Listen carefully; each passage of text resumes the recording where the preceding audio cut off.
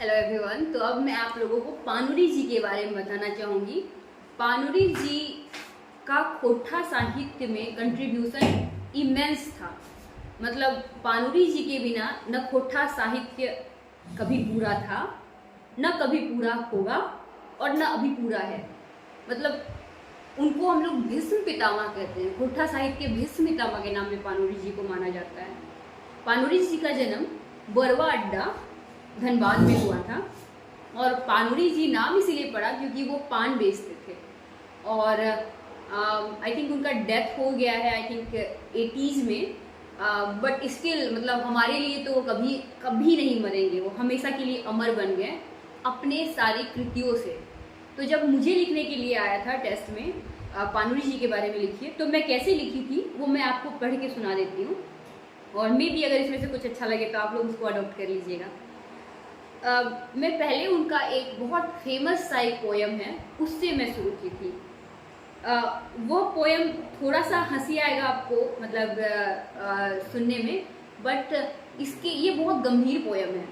आपको इसका मतलब समझ में आएगा तो बहुत अच्छा लगेगा। फिर मैं पोयम पढ़ती हूँ और आप लोग को मतलब भी बता दूंगी। पोयम है, नाच बांदर नाच रे, मोर चाहे बाँच रे, हमर खातिर ऊंच दालान, तोर खातिर गाछ रे, तोर खातिर सुसमी साग, हमर खातिर माछ रे, हमर खातिर दूध भात, तोर खातिर छाछ रे। मे भी हो सकता है कि एग्जैक्टली ये नहीं लिखे होंगे और कुछ अलग भी लिखे होंगे, बट मैं वो एग्जाम का टाइम रिक्वायरमेंट 10 मिनट में आपको एक क्वेश्चन खत्म करना है, इसीलिए मैं मतलब कि जितना मुझे याद हो पाया था मैं उसको यहाँ लिखी थी और मुझे इतना ही उस टाइम याद हो पाया था। बट उनका जिस्ट में बता दी थी। जिस्ट क्या है? जिस्ट है कि वो बेसिकली झारखंड के लोगों को बोल रहे हैं कि आप बंदर की तरह नाचो, आपको नाच करना है कि नाच बांदर नाच रे, मोर चाहे बाँच रे। तुमको तब तक नाचना है जब या तो तुम मर जाओ या जिंदा रहो, लेकिन तुमको नाचना है बंदर की तरह, आपको नाचना है। मोर चाहे बाँच रे, या तो तुम मर जाओ या बचे रहो, लेकिन तुमको डांस करते रहना है बंदर की तरह, नाचना है बंदर की तरह। फिर क्या है कि हमर खातिर, मेरे लिए ऊंच दलान है, मतलब कि बहुत ऊंची बिल्डिंग है, ऊंच दलान है। और तुम्हारे लिए क्या है? तुम्हारे लिए गाछ है, तुम गाछ में रहो। हमर खातिर सुसमी साग, सॉरी, तोर खातिर सुसमी साग, मतलब तुम्हारे लिए क्या है? तुम्हारे लिए सुसमी साग है। सुसमी साग एक बहुत कम कीमत वाला साग है। बट हमर खातिर माछ रे, मेरे लिए क्या है? मेरे लिए माछ है, मछली है।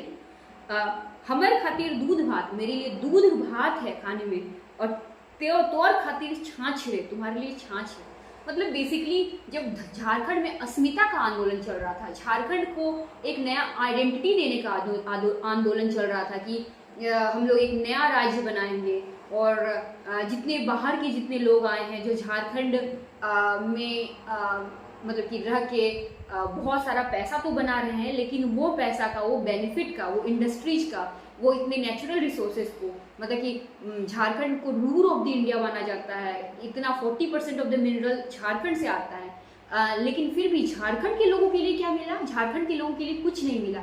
वो बंदर की तरह बन के रह गए जिनको केवल डांस करना था, नाचना था, और उनके लिए बहुत कुछ नहीं था। उनके लिए छाछ था, जबकि बाहर वाले लोगों के लिए दूध भात था। उनके लिए सुसमी साग था, जबकि बाहर वाले लोगों के लिए माछ था। उनके लिए गाछ था, पेड़ था, लेकिन बाहर वाले लोगों के लिए ऊंच दलान था, ऊंचा बिल्डिंग था। तो ये बहुत अच्छी तरीके से पानुरी जी बताने की कोशिश किए हैं। ये मेरा इंट्रोडक्शन था। इंट्रोडक्शन के बाद मैं क्या लिखी हूँ? खोटा साहित्यिक विकासे कथाएं पानुरी जी के बिना कखनु पूर्वे नाय।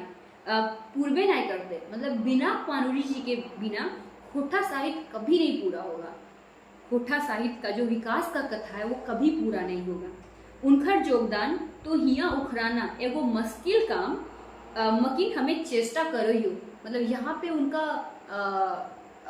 उनके बारे में लिखना, उनका योगदान के बारे में लिखना बहुत मुश्किल है, लेकिन फिर भी मैं चेष्टा कर रही हूँ, मैं कोशिश कर रही हूँ कि इसको यहाँ उखराऊँ, इसको यहाँ लिखूँ।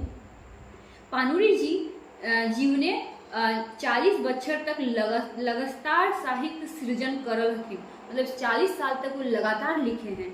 पेछु उनका साहित्य एगो बदलाव देखल जाए, मतलब उनका जो साहित्य है उसमें एक तरीके का बदलाव दिखाई देगा हम लोगों को। जैसे पहले वो भक्तिवादी या सिंगारवादी थे।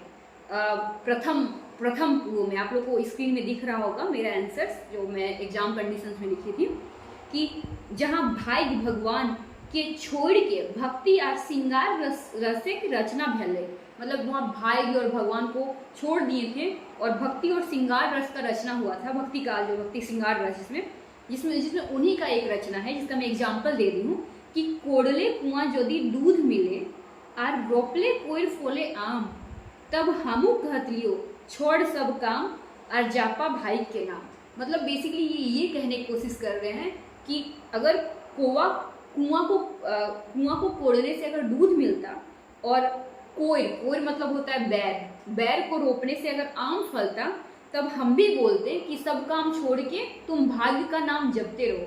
मतलब जब हमारी संस्कृति उस टाइप से थी कि हम लोग मतलब कि एक तरीके से प्रगतिवादी हो गए थे कि रूढ़िवादी को छोड़ दो, भगवान का बहुत ज़्यादा नाम या रूढ़िवादी चीज़ों में नहीं रहो, उस टाइम पाणुरी जी ये लेकर आए थे कि बेसिकली ये कह रहा है कि तुम अपने कर्म करो, अगर तुम जो कर्म करोगे वही फल मिलेगा। अगर कुआं कोड़ोगे तो पानी ही मिलेगा, दूध नहीं मिलेगा। अगर बैर रोपोगे कोई रोपेगा तो आम नहीं फलेगा, कोई ही फलेगा। इसीलिए अगर ऐसा होता तब हम भी बोलते कि सब काम छोड़ दो और भगवान का नाम लो, बट ये नहीं कह रहे हैं, ऐसा भाग्य का नाम नहीं लेने के लिए कह रहे हैं। उसके बाद फिर उनका जो लेखन शैली है वो चेंज हो जाता है और वो जनवादी प्रगतिवादी हो जाते हैं, जहाँ पे वो आदमी का रगड़ा रगड़ी, जहाँ आदमी के रगड़ा रगड़ी हिबड़ा हिबड़ी देखल चेष्टा करल गेल, जहाँ पे लोगों का रगड़ा रगड़ी मतलब कि लोगों का आम जनता का जो मतलब कि बहुत कॉम्प्लिकेटेड लाइफ होता है, उठान चढ़ाव मतलब कि होता है ना, वो चीज़ मतलब कि हम लोग अपनी ज़िंदगी में पिसते रहते हैं, उस चीज़ को दिखाने का कोशिश किया गया है। जैसे कि उनका एक रचना है जो बहुत फेमस है और अगेन वो बरवड्डा से थे। बरवड्डा एक्चुअली धनबाद का है, धनबाद को पहले मानभूम कहते थे। तो लिखा हुआ है कि मानभूमिक माटी तरे हीरा आर मोती फोरे, मानभूमिक लोक पेटेक जलाई मोरे। मतलब कि मानभूम की मिट्टी के तरह हीरा और मोती फटता है। मानभूम बहुत रिच है, वहाँ उसको मतलब कि कोल कैपिटल ऑफ द वर्ल्ड माना जाता है, वहाँ कोयला इतना ज़्यादा है। फिर भी आदमी लोग, मानभूम का जो लोग हैं वो पेटे के जलाए मोरे। और मैं यहाँ एग्जैक्ट नहीं लिख रही हूँ, लेकिन मैं एग्जाम कंडीशन में इतना ही रिप्रोड्यूस कर पाई थी। ये मेरे सारे एग्जाम टेस्ट है जो मैं 3 घंटे के अंदर में लिखी थी। तो मतलब मैं बेसिकली हो सकता है कि एग्जैक्टली नहीं उनको लिख पा रही हूँ, लेकिन एटलीस्ट उनका सोचने का तरीका क्या है, वो क्या बोलना चाहते हैं उसको प्रकट कर दी, उनका जिस्ट प्रकट कर दी हूँ। तो ये एक तरीके से दिखाता है उनको जनवादी के रूप में, कि लोक के रूप में सुनते हैं, जनवादी कवि के रूप में उनको दिखाता है। फिर लास्ट में अंत में उनका जब लास्ट में उनका जो अंत होने लगा था, लास्ट के कुछ सालों में वह एक मार्क्सवादी विचारधारा से जुड़ गए थे, जो उनके कविता में या रचनाओं में झलकता है। उसको मैं लिखी हूँ, पूरा वामपंथी विचारधाराएं समाई गलत। जैसे कि उनका रचना है, एक है कि हमें पकिया लाल रंग जो है, लाल रंग किसको दिखाता है? लाल रंग नक्सलिज्म को दिखाता है, लाल रंग मार्क्सवादी कैरेक्टरिस्टिक्स को दिखाता है। तो उसमें उनका पूरा एक बहुत बड़ा सा कविता है कि हमें पकिया लाल, मैं पक्का लाल रंग से जुड़ा हुआ हूँ। और युगिक गीता मैनिफेस्टो जो है, कम्युनिस्ट मैनिफेस्टो जो मार्क्स के द्वारा लिखा गया है, उसको युगिक गीता के नाम से वो ट्रांसलेट करते हैं, उसका अनुवाद करते हैं। तो एक तरीके से हम उनके कविताओं के बारे में बता दिए, उनके जन्म के बारे में, कहाँ जन्म हुआ वो बता दिए, और इंट्रोडक्शन किए, वो नाच बंदर नाच रे मोर चाहे बाँच रे, इस कविता से शुरू कर दिए। और फिर अंत कैसे किए हैं? अंत किए हैं कि साहित्य सृजन करते करते बोरवा अड्डा के अखय बोर 1986 से धरती के छोड़ देलत, मखी कखनू नाय मोड़ते पारबे उनकर साहित्य। मतलब साहित्य का सृजन करते हुए, साहित्य लिखते हुए बोरवा अड्डा के अक्षय बोर, उनको बोरवा अड्डा का अक्षय बोर, मतलब कि बोरवा अड्डा का एक अक्षय बोर के अक्षय बर होता है, बरगद का ट्री होता है, उनके रूप में जाना जाता है। वह धरती को 1986 में छोड़ के चले गए, लेकिन कभी नहीं मरने पाएगा। क्या नहीं मरने पाएगा? उनका सृजन, उनका साहित्य, जो उनका साहित्य लिखे थे, वो साहित्य जो लिखे थे वो हमारे खोटा साहित्य को हमेशा से कलर भरते रहेगा। तो इस तरीके से आप एंड कर सकते हैं। 2 पेज से ज़्यादा लिखिएगा तो बहुत टाइम चला जाएगा। खोटा में टाइम नहीं मिलता है, आपको कंप्लीट करना होता है पेपर, तो ये कोशिश कीजिएगा कि आपका पेपर कंप्लीट हो। Thank you so much everyone, bye bye.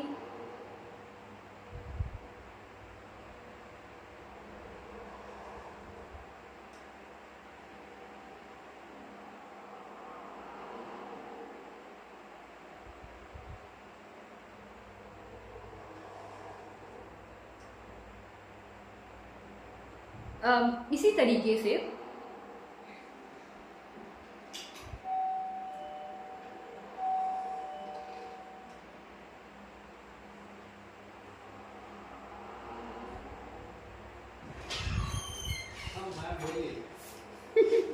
पानी हो गया। हाँ, एक कंप्लीटर 1